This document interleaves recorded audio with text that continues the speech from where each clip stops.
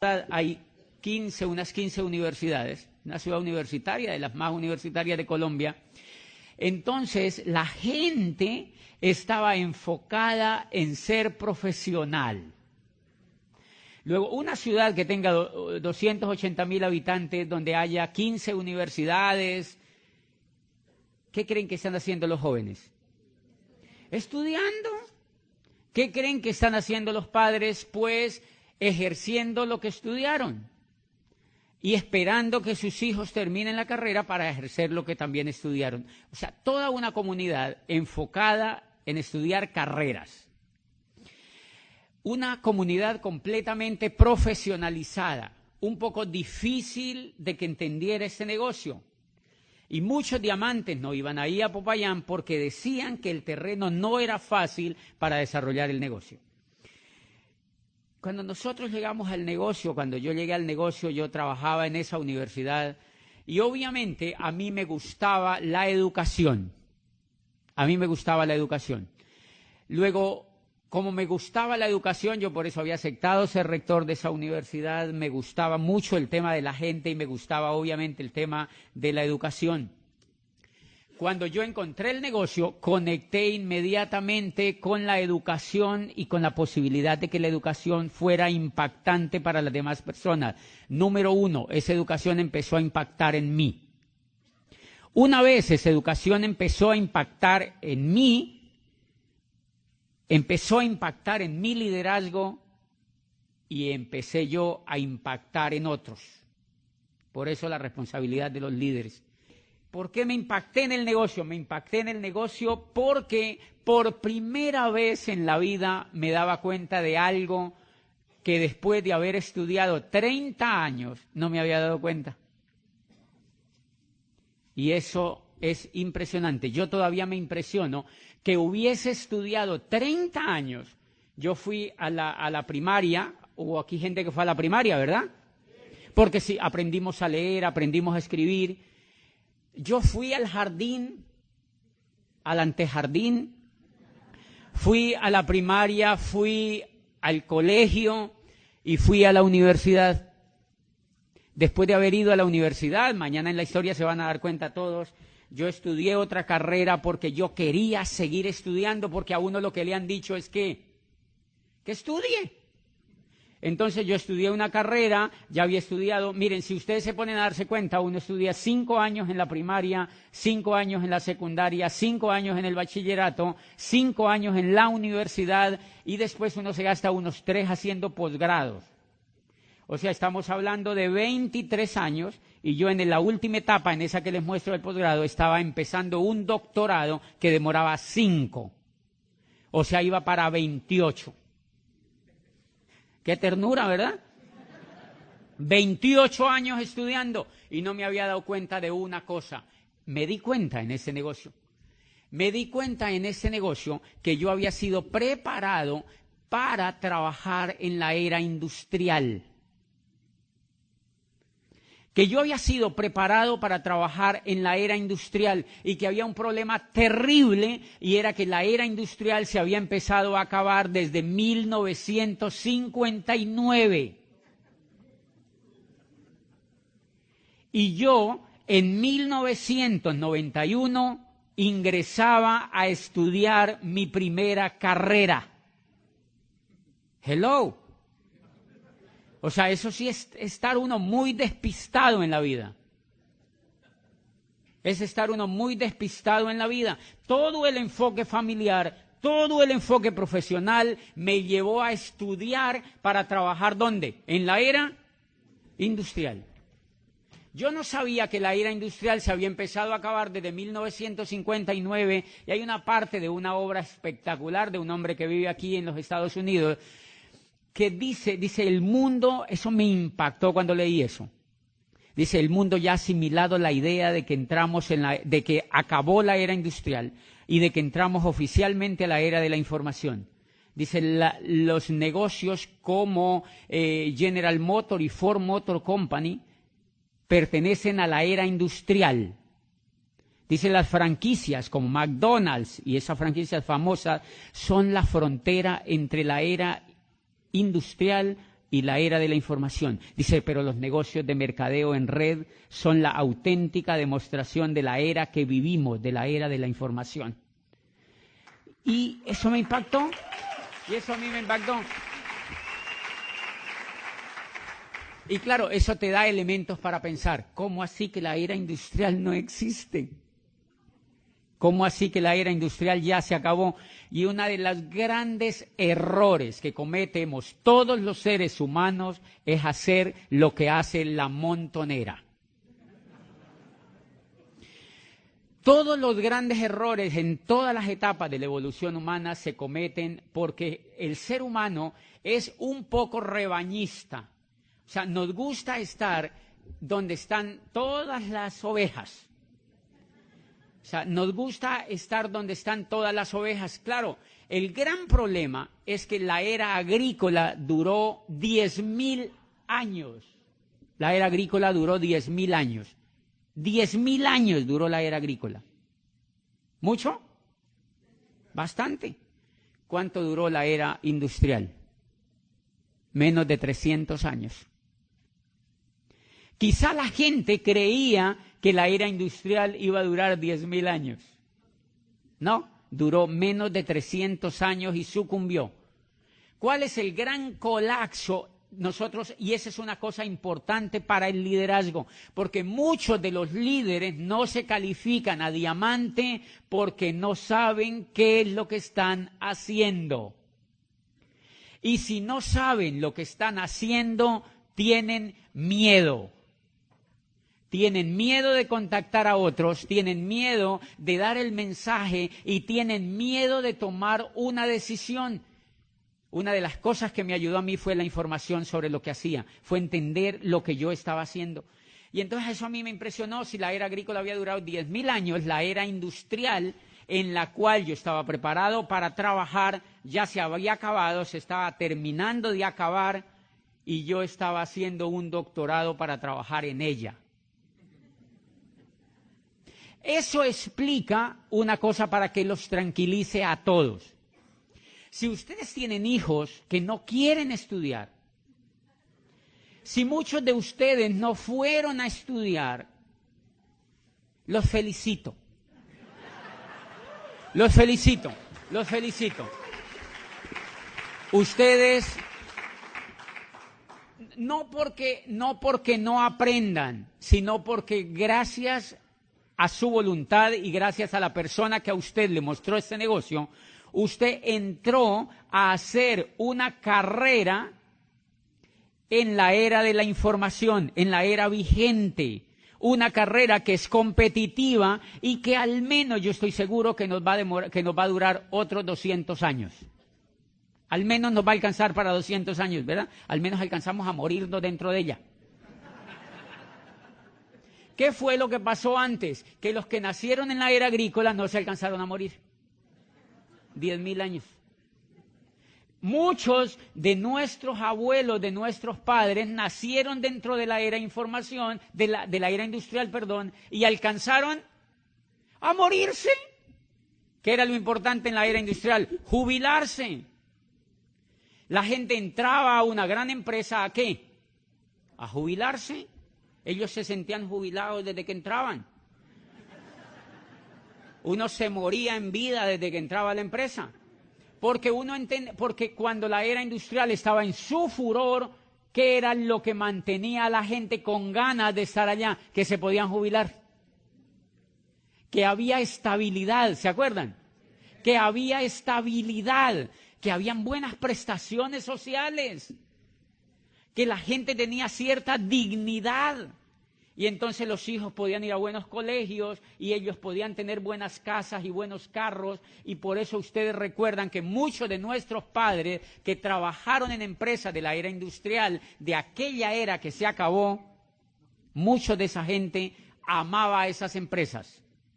Entonces ellos tenían el botón de la empresa, en la casa había la toalla de la empresa, ¿se acuerdan? Goodyear en la toalla, ¿verdad? General Motors en la toalla.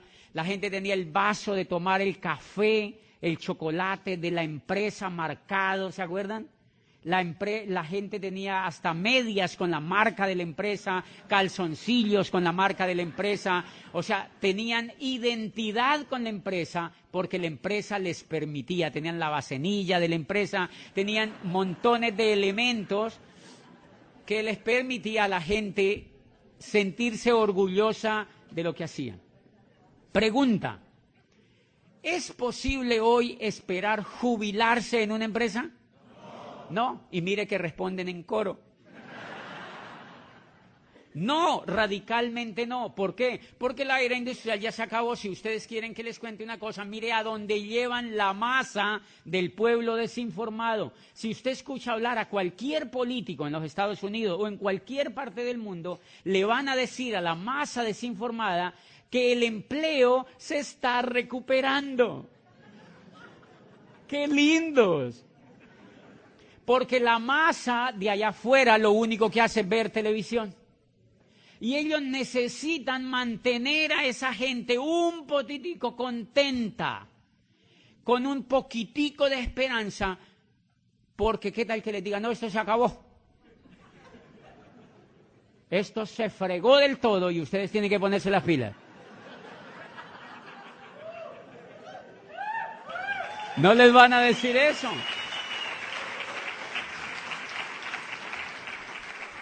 Entonces le muestran a la gente estadísticas donde le dicen el empleo se está recuperando. Mira, estaba el empleo, el desempleo era del 20 o del 25 y ahora estamos en el 24.85.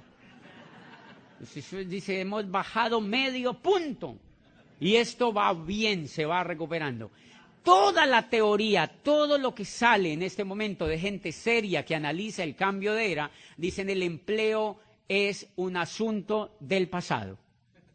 El empleo es un asunto del pasado porque el empleo fue la evolución de la esclavitud. El empleo fue el estadio donde llegó la esclavitud una vez y acabó en la era agrícola. Entonces apareció el empleo. El empleo, ¿han visto cómo se le parece a la esclavitud?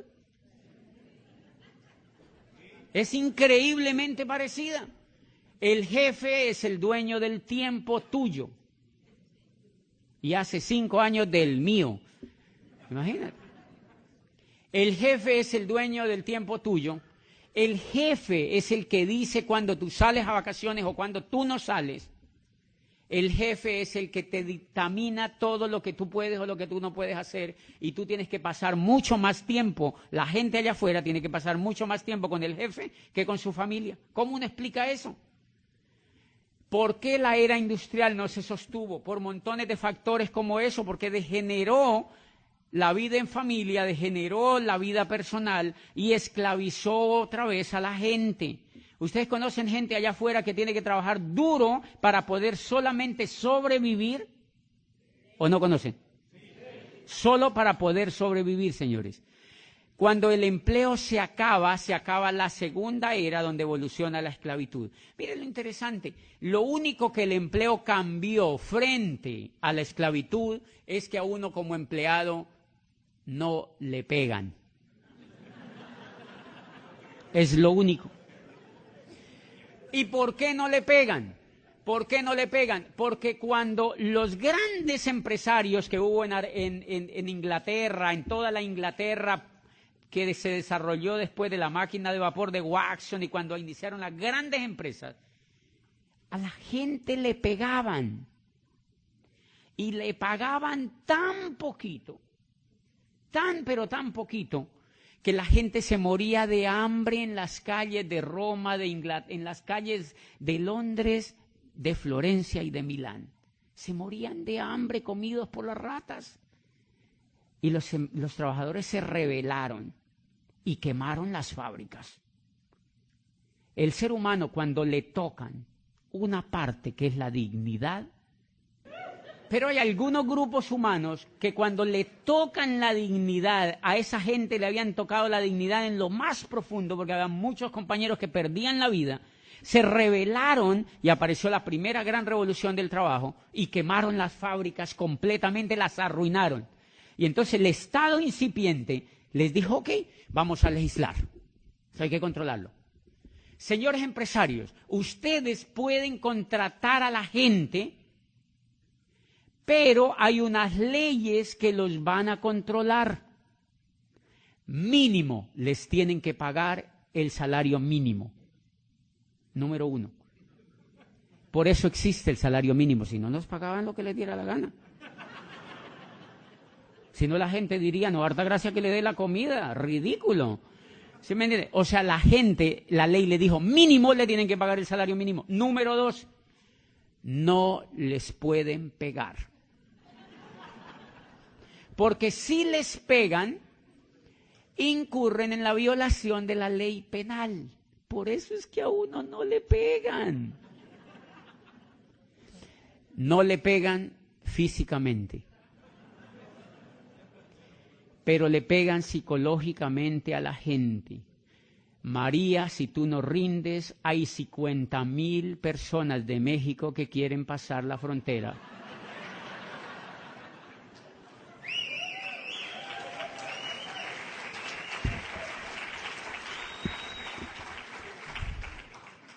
Y sigue igual, o sea, la pelea fue peor porque entonces no fue físico, fue psicológico. ¿Cómo tú controlas la violencia psicológica? ¿Quién la tipifica? ¿Quién la penaliza? ¿Quién controla eso? Señores, y entonces la gente empezó un juego impresionante. Si ustedes en esta convención líderes toman conciencia un poquitito más del tema que nosotros hacemos, ustedes se levantan de esa silla y se van a Diamante. Porque si no se han levantado de esa silla para irse a Diamante, es porque todavía no son conscientes de la gravedad que es si uno no se hace diamante en este negocio. Porque no comprenden el entorno. Porque quizá creen que es un jueguito. Ay, sí, me metí ahí en un negocio de productos, ahí dándole a ver qué pasa. No funciona. No funciona, no funciona. Es impresionante, impresionante lo que está pasando en el mundo laboral. Yo voy mucho a Chile, el año pasado fui unas 5 veces a Chile y di una conferencia en una universidad prestigiosa allí de Santiago a estudiantes de la Facultad de Economía con sus profesores, hablando de esta crisis, de la crisis que el mundo de Occidente va a vivir por el acabose de la era industrial. Y yo les decía, y miren, ¿cuántos estudiantes aquí en Santiago de Chile están estudiando para trabajar en la era industrial? ¡Qué catástrofe! Por eso esos muchachos salen de la universidad con un título y van donde el papá y le dicen, papá, no hay nada. ¿Qué va a haber? Y el papá está más despistado que el hijo. Porque ninguno de los dos sabe qué fue lo que pasó, Y hay una cosa elemental que me impresionaba y que me daba cuenta que pasaba ahí en ese mercado de Chile. Y mire lo increíble. En Chile, el gobierno aprobó una ley democrática que permite contratar a la gente con 0 prestaciones sociales. Con 0 prestaciones sociales. Ese es el futuro que les espera a la gente que no se educa como empresario y a la gente que está esperando que la contraten y que la sigan explotando las empresas. Esas personas van a salir educadas a un mundo donde van a tener una calidad de vida increíblemente mala. En Colombia están contratando muchachos muy jóvenes, brillantes de prestigiosas universidades por $500. $500. Y cuando eso, le dicen al muchacho que es para que coja experiencia. Y cuando ya tienen unos 10 años, entonces ellos dicen, oh, si ya no corre igual, ya no es lo mismo, ya se está poniendo como canción, reemplacémoslo por 2 de 20. Reemplacémoslo por 2, cuando ya la persona está cumpliendo 40 años, entonces lo reemplazan por 2 de 20. Y la persona sale allá desinformada, desmotivada, completamente desahuciada por el mundo laboral, a echarle la culpa al gobierno, a echarle la culpa a los demás. y a quejarse, y a quejarse, y a quejarse, y a quejarse. Carencia de información. Mire, en todo lo que nos ha metido el mundo laboral, la era industrial nos metió en un jueguito increíblemente espectacular. La era industrial nos metió en este jueguito y es que nosotros, fíjense, por eso les digo que no, mire, la gente en general hace este juego allá afuera. La gente va y estudia. Normalmente el papá paga el estudio. ¿De quién es el colegio donde el muchacho estudia? ¿De un rico o de un pobre? Normalmente de un rico. Casi los pobres no tienen colegio, mire qué cosa tan rara. De verdad, es bien raro, pero ese colegio es de un rico. ¿Quién trabaja para pagar ese colegio? El papá trabaja en un puesto, hace lo que haya que hacer para pagar ese colegio. Okay. El muchacho estudia y cuando se va para la universidad, normalmente el muchacho saca un crédito.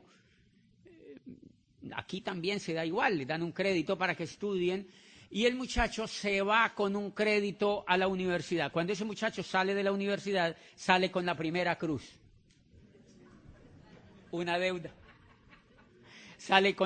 Lo han educado para que se endeude. Y él ya sale con la primera gran deuda. O sale el muchacho o sale el papá. Pero nadie se vuela de esa deuda. ¿Ok?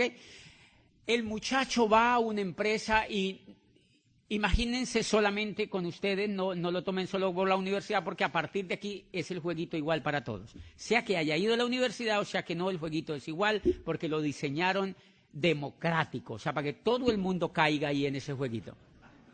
¿En qué consiste? El muchacho va allá a la empresa y lo contratan. ¿El dueño de la empresa es un rico o un pobre? Normalmente es un rico o es alguien que tiene más ingresos que el que quiere trabajar, porque si no tuviera más ingresos que el que quiere trabajar, pues el otro no iría a trabajar allá.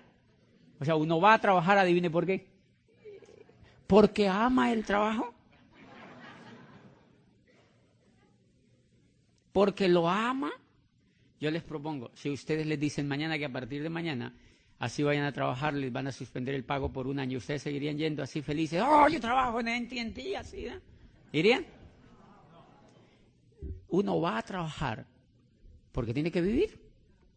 Lo que pasa es que la gente, a uno lo educa para que yo amo el trabajo. O sea, sí, hay gente que le gusta lo que hace y no todo el mundo lo hace por dinero, pero la gran mayoría de gente le tiene que ir a trabajar porque no tiene dinero.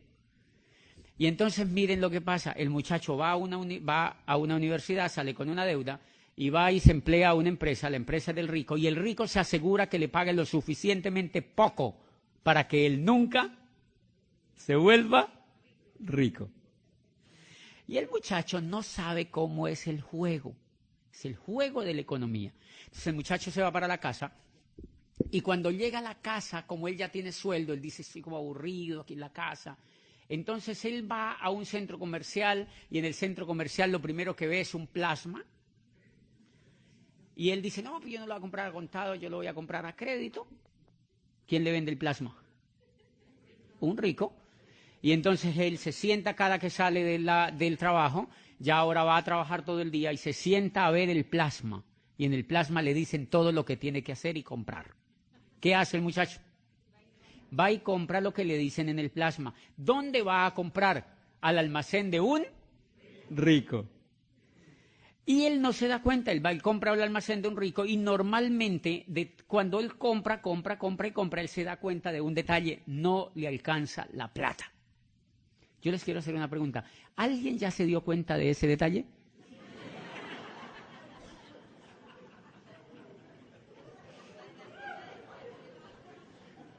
Que uno trabaja y no le alcanza la plata.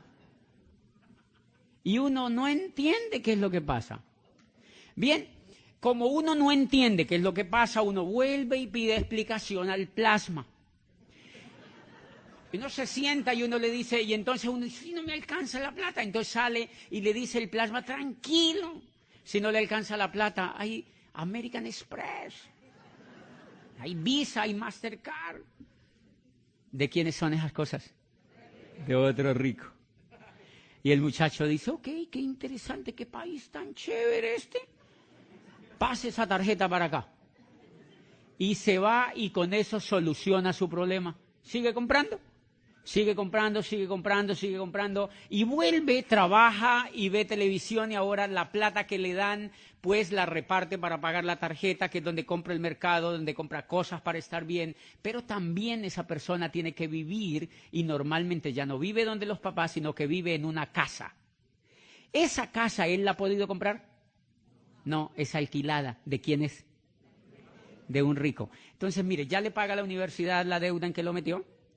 Ya le paga la visa al rico y ahora le paga la casa que es donde tiene que vivir. Pero como él sigue viendo el plasma, le dice, usted tiene que tener una casa propia. Sus hijos acaban de nacer y usted tiene que tener una casa propia. Televisor, pero no tengo plata. Y el televisor le dice, tranquilo, se la fiamos. Se la fiamos, pequeñas cuotas. Se la fiamos a 30 años, 30 tiernos años. Y el muchacho dice, oye, qué país tan increíble, 30 años, y el muchacho ya tiene casa y entonces empieza a trabajar y sigue pagando ahora los intereses de la casa. El muchacho está llegando a los 30 años y tiene 30 años para pagar la casa. ¿Alguna vez te has sentido así? No con el tema de la próstata, pero sí con el tema... Ok, ¿qué es lo que pasa? Que la gran mayoría de la gente allá afuera es analfabeta financiera. Y ese es el juego de la economía. Entre más analfabetas financieros haya, hay más ricos de esa naturaleza. Porque el juego de ese tipo de riqueza es que haya analfabetas financieros. Este país donde ustedes viven, adivinen con qué lo levantaron, adivinen con qué lo sostienen, con una técnica que se llama endeudar a la gente. Si no endeudan a la gente, no hay Estados Unidos de América. Si no hay esclavitud, no hay Estados Unidos de América, porque el modelo está hecho para enseñarle al niño desde que sale del vientre de su madre, pues del de la de él, obviamente, está hecho para enseñarle a ese niño que él tiene que endeudarse por su país. Él tiene que endeudarse. Por eso toda la publicidad está dirigida a que la gente se endeude. ¿Conocen gente endeudada aquí? ¿Han visto que toda la cultura ronda en torno a la deuda?